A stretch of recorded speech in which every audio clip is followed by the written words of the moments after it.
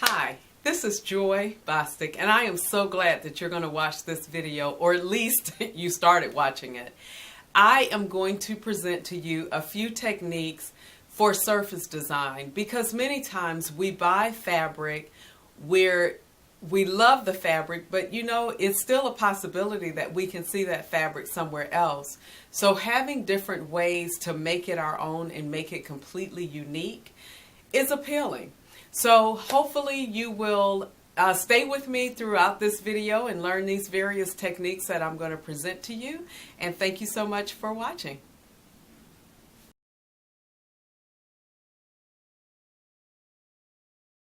For this project, we are going to work on using buttons. Let me show you my inspiration.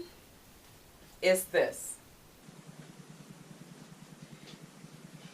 As you can see, I put a nice applique of a tree-like substance, and then I put the buttons to display the leaves. So that's what we're going to do. So let's pretend that we are taking let's pretend like this peach fabric is part of our pattern, and so we are going to take just some other pieces and we're going to applique them down. So maybe we want, you know, our look to be similar to snowdrops or raindrops or something like that. So maybe let's put the red down here, and then maybe put a longer green there. And of course I've already put fusible web on here, so we're just going to do different lengths, and let's do a light green, and that'll be the last one. Okay, so maybe we can switch this. Oh wow, look at there, that's multiple layers. Okay, so then we're going to take our iron and we're going to iron these down.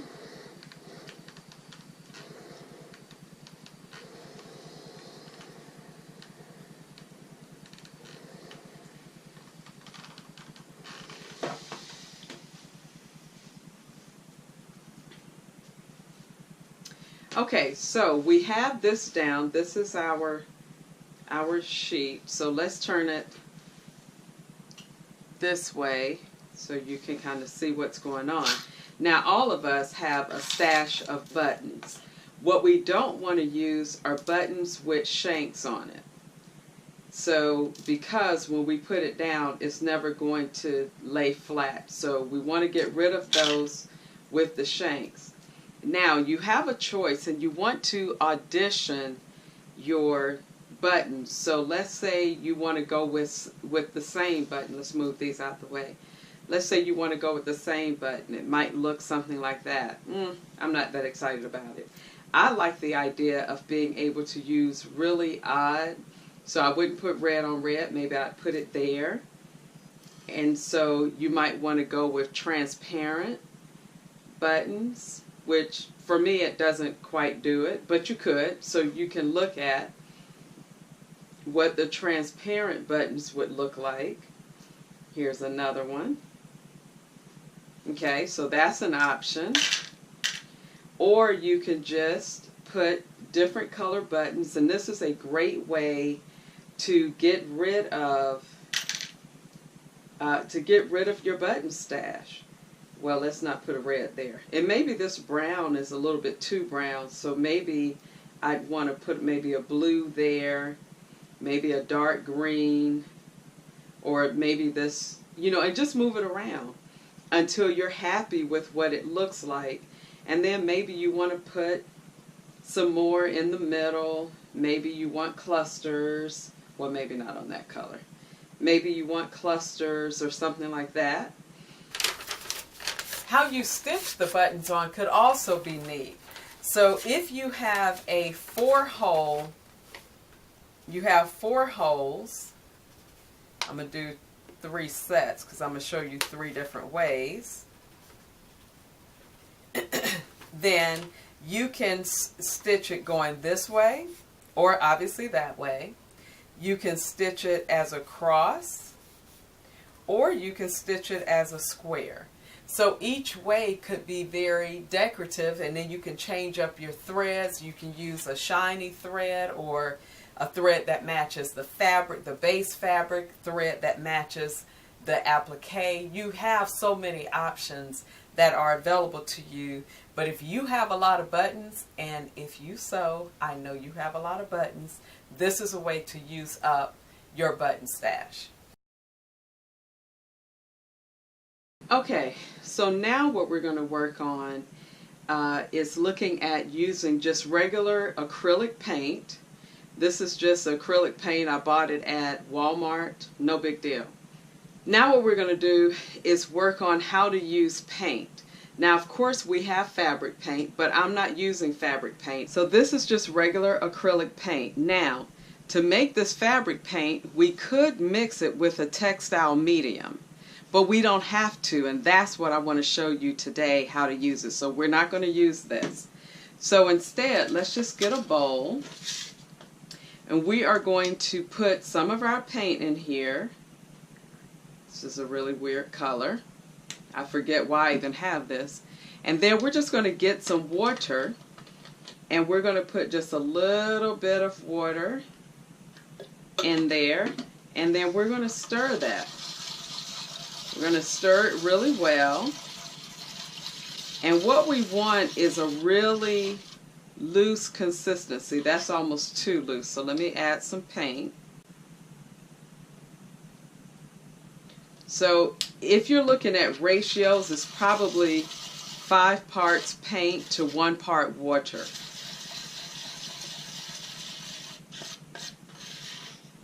So we want it runny, and hopefully you can see that, but we want it kind of runny, and then we're going to use this. Now what you can do with this is you can put it in a spray bottle and actually just spray it, and I'm going to show you a sample of the jacket that I made just that way with 3 different colors of watered down paint.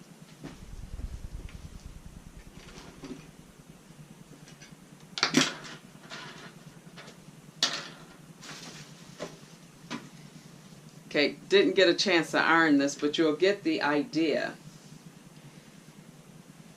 When we're looking, I don't want more paint on it. Hold on, I can iron this because I can.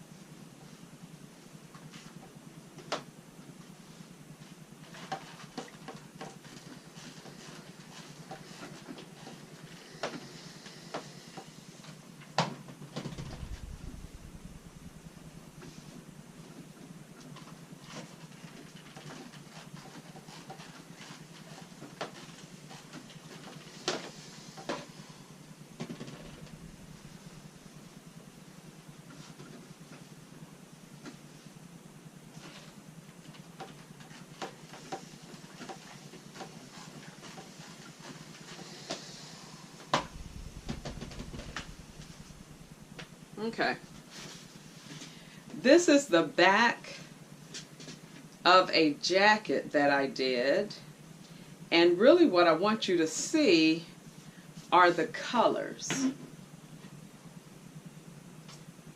What I want you to see are the colors. Now this started out as a white knit, and you can probably, well, it's not going to show on the inside. But this was just a white knit, and what I did is I watered down my paint and I put it in a squirt bottle, and I started squirting the fabric. Then I changed colors and squirted the fabric, and then changed colors again and squirted.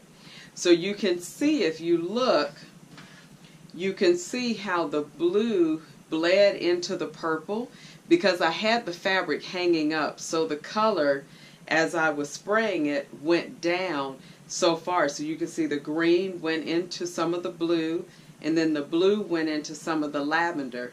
But I love the way this turned out, and all it is acrylic paint watered down.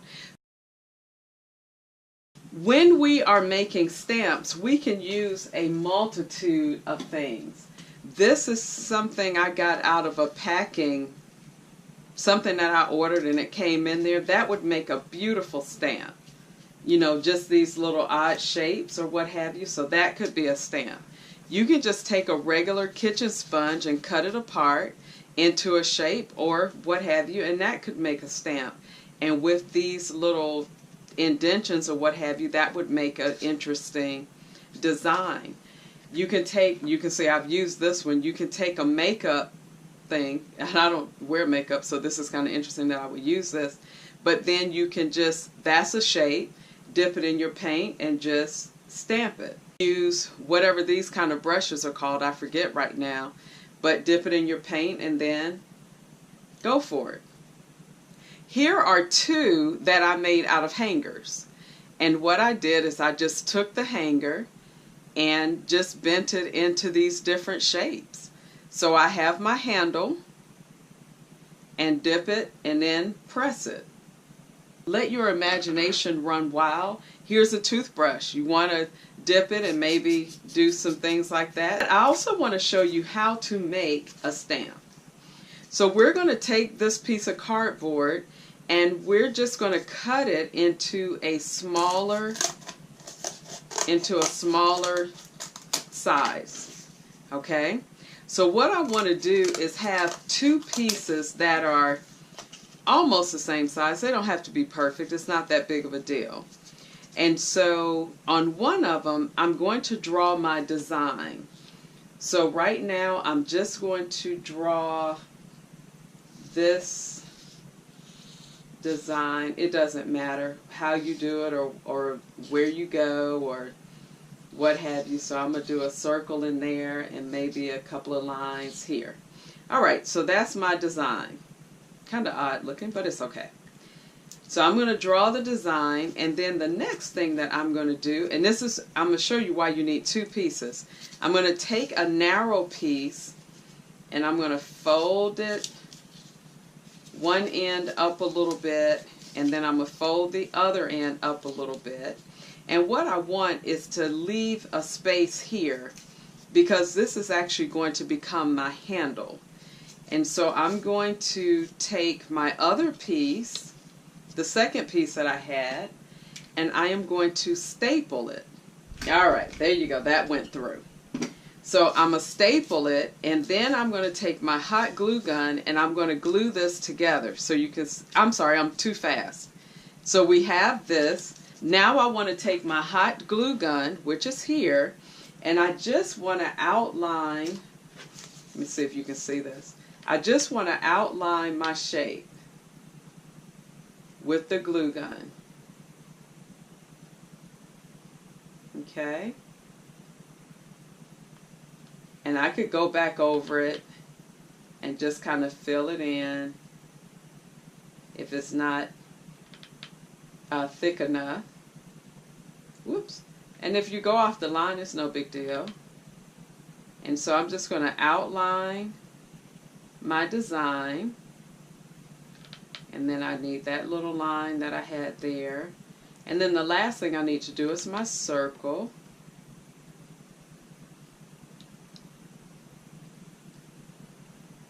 And so that's my little design. So if you can see, I have the glue on there. So now we need to let the glue dry. So in the meantime, I'm going to connect the two together. So I'm just going to put a little glue on this one, and then I'm going to press them together, and that's it. That's my stamp. So we're going to wait for that to dry. So now our stamp is dry, and if you can see, it's kind of raised where the glue is, and the circle actually bled into the line, but that's okay. So what we'll do is we'll take our watered down paint, and you can do this a number of different ways. You could pour some of the paint out on a plate and then dip it, but for right now I'm just going to use a paintbrush, and I'm just going to lightly tap the stamp, and, you know, getting paint on all the surfaces of the stamp itself. I'm just going to press it down on my fabric and then pull it straight up. And hopefully you can see how that came out. Just a little interesting thing.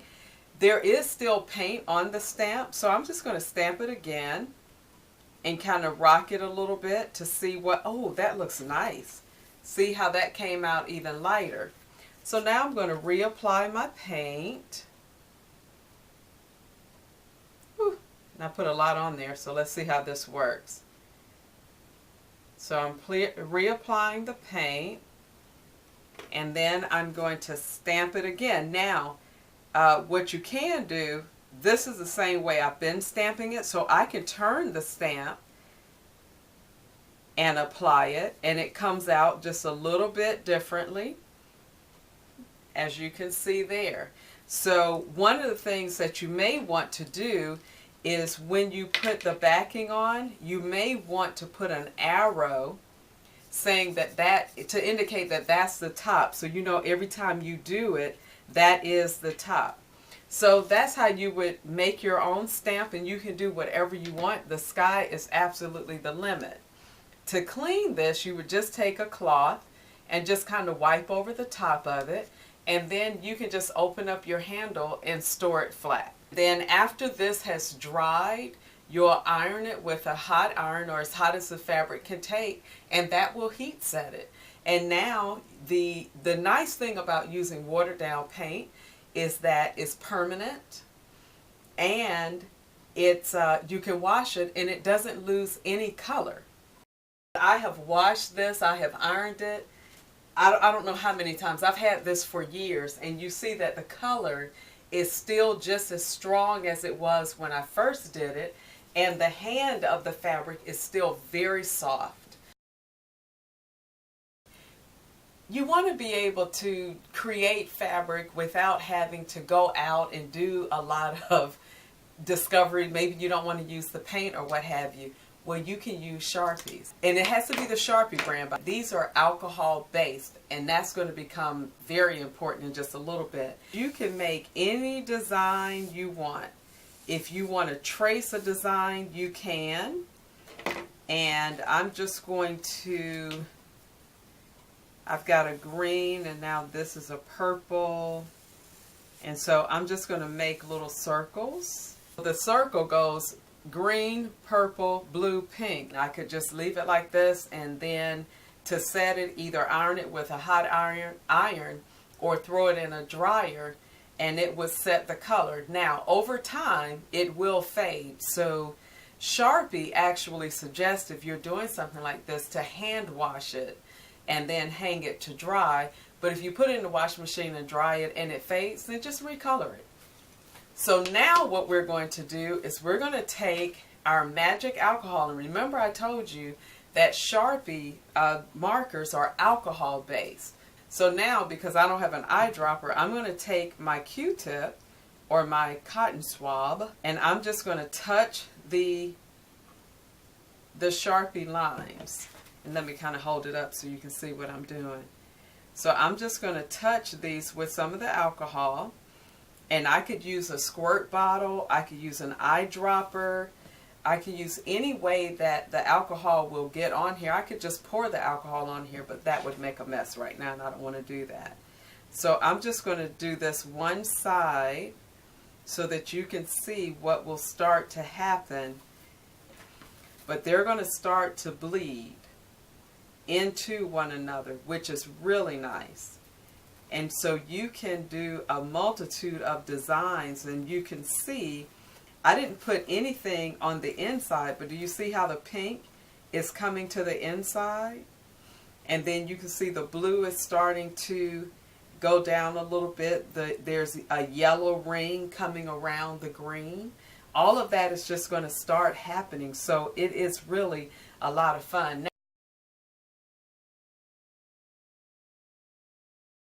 Just let your imagination run wild. Now we're going to do just another simple project, and it's a coloring project, and we are just going to use regular plain old crayon. And one of the things that you can do with the crayon is you can put sandpaper behind it, and that will give it a little bit more texture and make it come out a little differently because you have that texture. So think about the different grades of sandpaper, the ones that are really smooth. Think about using ones that are really rough, and it's just going to give you a different outcome. So I have my design traced on my fabric, so I could take the design from behind it off. Oh, I'm sorry, I missed one up here. So that goes like that. Okay, so then I could just start coloring. Now it'll make more sense. So I put a little black at the ring, maybe I'll put a little red here for the neck of this bottle. Here just to kind of set off those colors. Okay, so this is my original design is here. Oops, sorry. And then this is how I have colored it. So you see I didn't color the whole thing just yet. Now what we want to do is take a piece of parchment paper, and we want to put our design on top of the parchment paper. Then we want a paper towel, and we want to put that paper towel on top of the design, and then bring another piece of parchment paper on top. Now what you can see is this is all one piece of parchment paper that I just folded. Then we want to take our iron, no steam, and we just want to press it. That you're trying to get the wax into the paper towel. So we're going to look at that and see what happened. Okay, you see a little bit of the color. Well, maybe you can see that. A little bit of the color came into the paper towel. So we're going to put it to another place on the paper towel, and we're going to press it again. As you're pressing it until no color comes out on the paper towel, and basically there's no color on there, so I am done. So if you look at the design now, you can see that it's a little bit lighter than it was when I did it. I can go back and recolor it, do it again with the parchment paper and the paper towels to get the wax out, but that color is in there. That color is going to stay in there. Now as you wash and launder this, the color is going to fade, so then you can just recolor it. But that's a quick and easy way, and actually that is really pretty. But that's a quick and easy way to use crayon, just regular crayon, to color and design your fabric. So let's talk about making stencils. And what we're going to use is freezer paper, just regular old freezer paper. Okay, so when you're looking at freezer paper, you have a dull side and you have a shiny side. On the dull side, you can actually write on it. So you can, you know, perhaps draw designs. Maybe you want a design that looks something like this. Maybe you just want to do an X. So hopefully you can see how easy that is. And then with the shiny side down, I'm actually going to press it. Just going to press it on my fabric.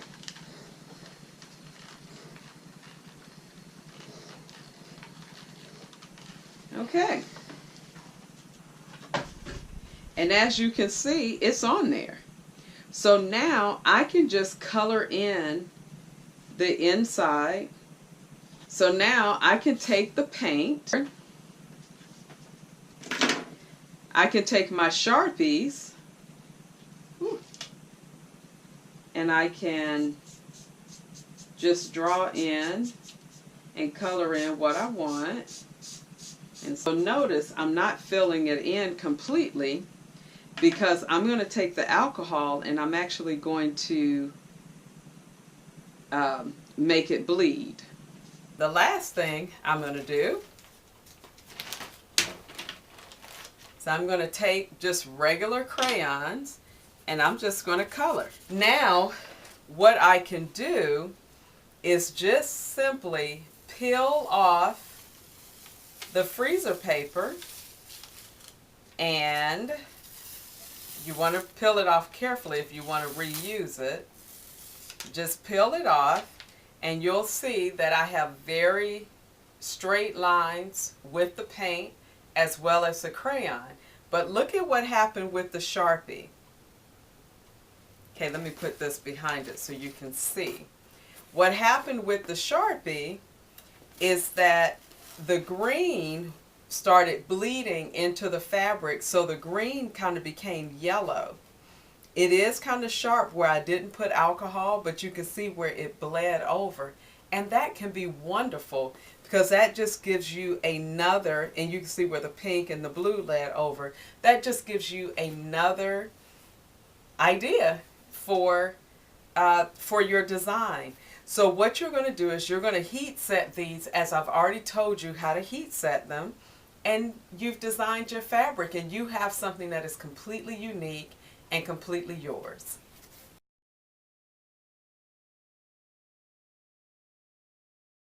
Now we're going to look at couching.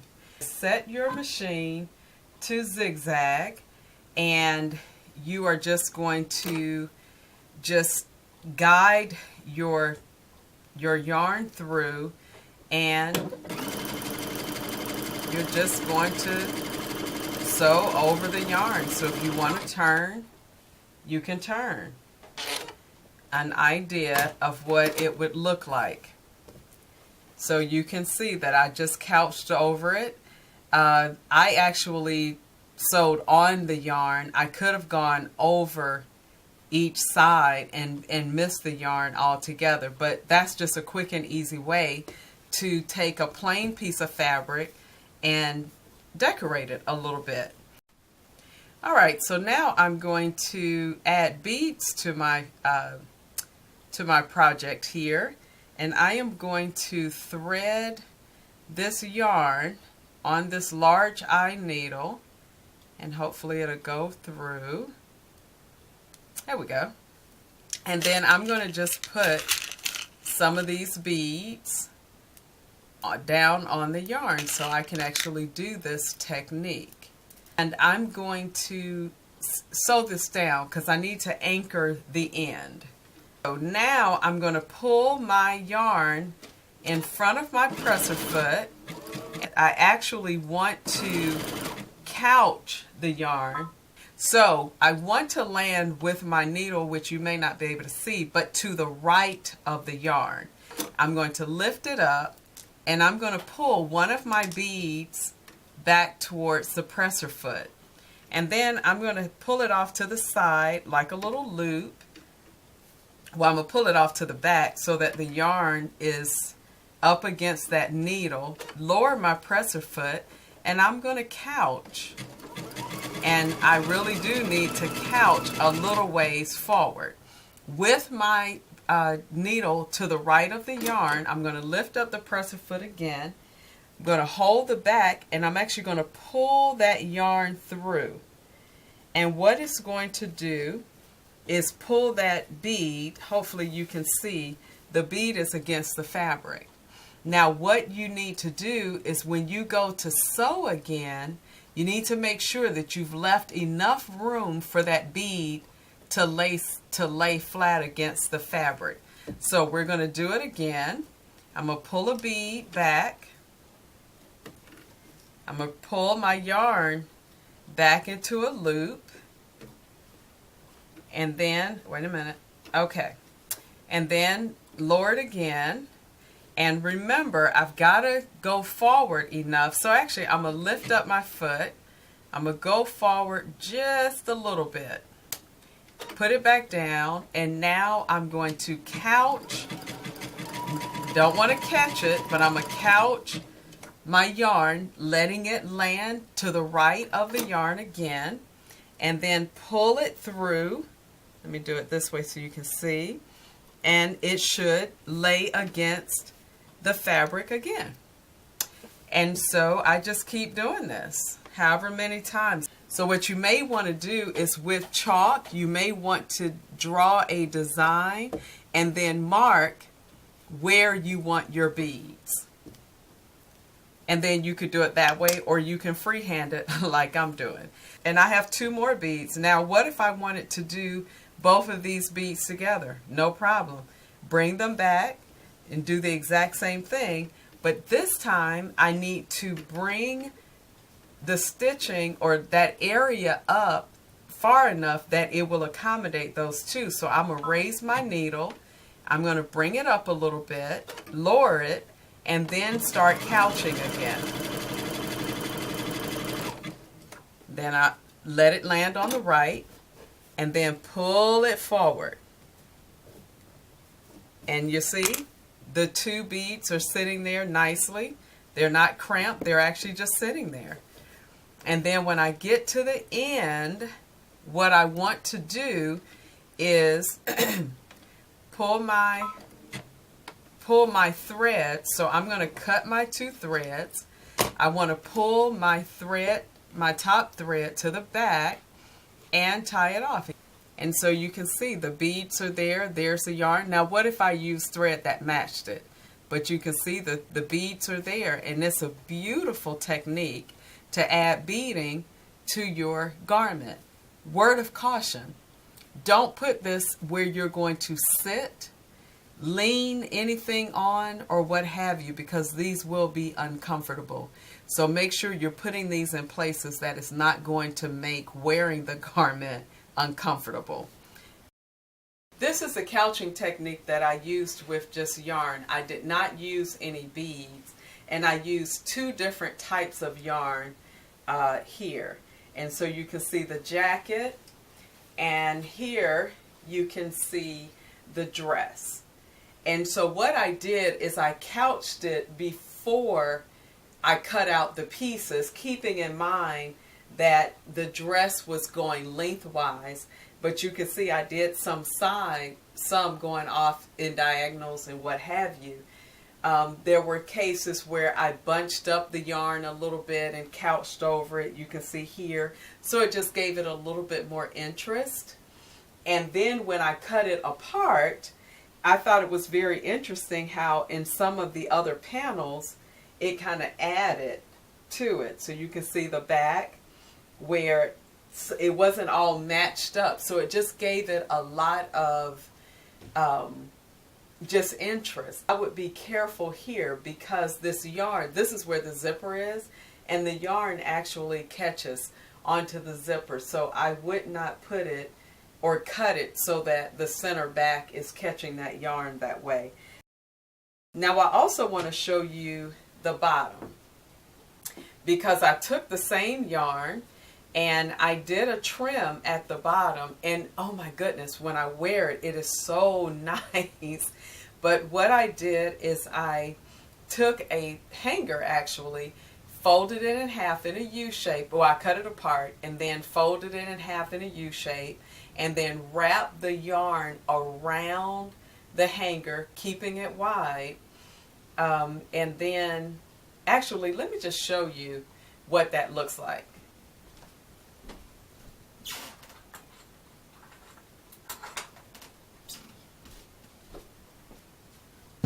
Okay, so here's my hanger, folded in half. I just, cut apart a hanger, folded it in half, and then I took my yarn and just wrapped it around the hanger as such, keeping the hanger wide, because as you wrap it, it'll pull the hanger too. Once I did that, I put a piece of ribbon, actually I put the ribbon on top. This is what I did. I put the ribbon on top and I just sewed straight down the middle. Then with the ribbon on there, I pulled this off so the ribbon is still there, and now you can see it here. You see the ribbon is on the inside, and I just stitched that to the bottom of the dress, and so it's two layers of the looped yarn, but it is so pretty and such a neat way to finish off a garment. So hopefully you can see that and you can appreciate that. and hopefully you'll try it.